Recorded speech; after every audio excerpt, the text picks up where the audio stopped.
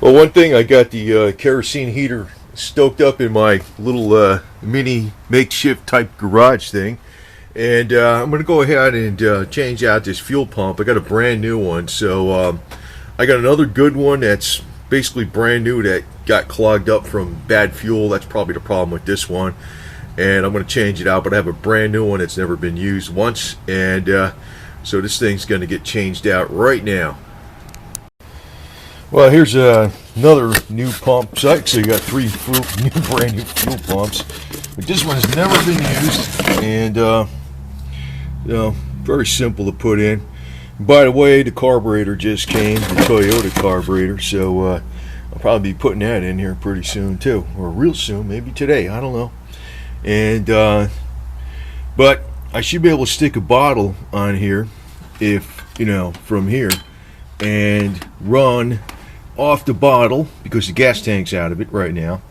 The gas tank should be all cleaned out by now, because the vinegar's been sitting in there sloshing around. It's a second bunch of vinegar in a gas tank. It should be like totally rust free, and it's getting some red coat after that, but I'm waiting for the weather to get warm so I can do the red coat. And anyway, I'll be taking this out, but I should be able to run fuel from a container into the fuel pump, into the carburetor, and actually use it like that, you know, run it for, you know, I don't know, half an hour or something, so that'd be cool. And by the way, I got this heater close to me, and it's doing a pretty good job, man. It's not that warm in here, but when it's close to you, this thing, you know, cranked up all the way, does work. And this is what bad gas will do to a fuel pump. Even though this was like, you know, I mean, it's some years old, but it's causing the bad gas. This is what went bad, why it destroyed itself. This is the inlet, and that is the outlet. So I got this filled up with WD-40. I even tried penetrating oil, tried WD-40. I filled up this inlet here, and if you squeeze the back, this pawl, and like this, squeezing it in and out, nothing comes out of it. That means the diaphragm is screwed up. And you know what happened there? It's called the fuel. The fuel we got today eats up stuff really bad. So this pump has got to go in the trash. So basically I got two new good pumps, not one. So I'm going to check the new one before I actually put it in.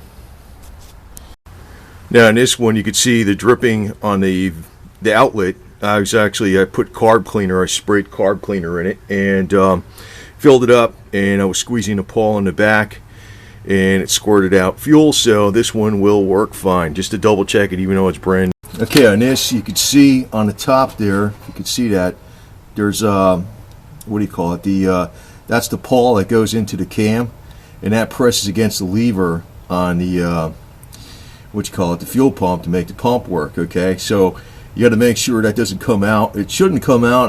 This car is pretty damn easy to work on, but that's, if I get the damn light on there, it's I think I showed it. There it is. So you can see right on the top. That's what's going against the pawl.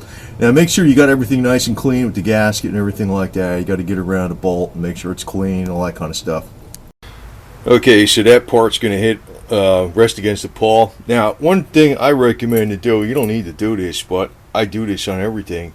It kind of makes the gaskets really, you don't need to hold this gasket in place or nothing, and it should work by itself. Don't use RTV on gaskets. That stuff, it works without a gasket. That's what it is.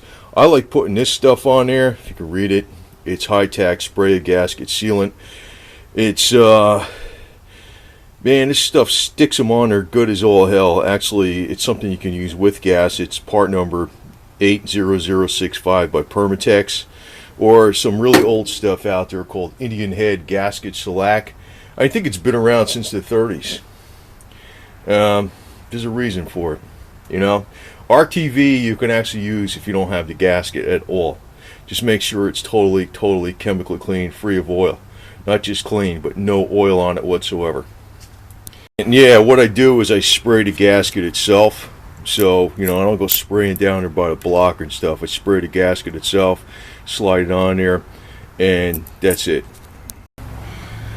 Okay, the fuel pump's in, and 12mm bolts on there, so, you know, no big deal.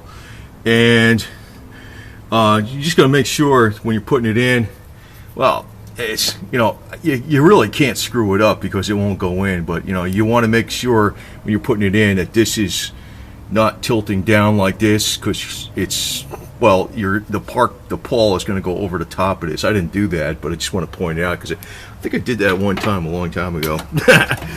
So that's about the only thing you got to do with this. And I'm going to show you what carburetor I got for the car that's I'm going to be installing in this too. This is a Jeep, and it's a Samurai or SJ413 or Jimny 1300, and this has the Weber on it, which is not the 3236 or the 38 progressive. This is a K601 38 progressive, and I'm not sure if it's all screwed up because of the fuel that's been sitting in here and stuff like that. So I got a Toyota carburetor, which I heard works great with this thing, better than the original. And with this, you see this is a fuel regulator. I got it set on 2.5 pounds. If you set it on 2.5 pounds, the Toyota carburetor, you can go up 60-degree hills with the float in the back, you know, as long as that's towards the back. So I'm going to open up the box and see what's in there. It just came today. And by the way, this kerosene heater is working very nice in here. I don't know how cold it is in here, but right next to me it's probably about 70 degrees. So thing puts out some pretty good heat. And in Florida right now, it's in the mid-afternoon, it's actually in the low 40s and raining out. So it's, for Florida, that's cold. That's cold for Florida. Oh, this is Putin the cat. He's checking out the carburetor. Guess he ran away.